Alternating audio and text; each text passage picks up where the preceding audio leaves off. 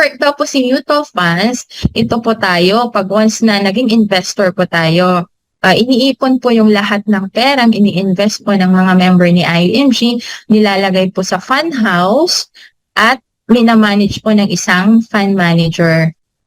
Si fund manager naman, professional yan. Pinag-aaralan niya lahat kung ano paano yung takbo ng ekonomiya, kung saan tamang mag-invest.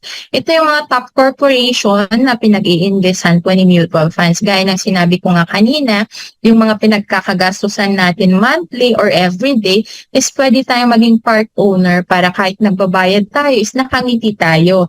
Kasi alam natin na part owner tayo ng mga companies na pinagkakagastahan natin everyday or monthly. Pag once na kumita yung ininvest dito, ibabalik din po sa atin yung returns. Daw po si mutual funds, ito po tayo, pag once na naging investor po tayo,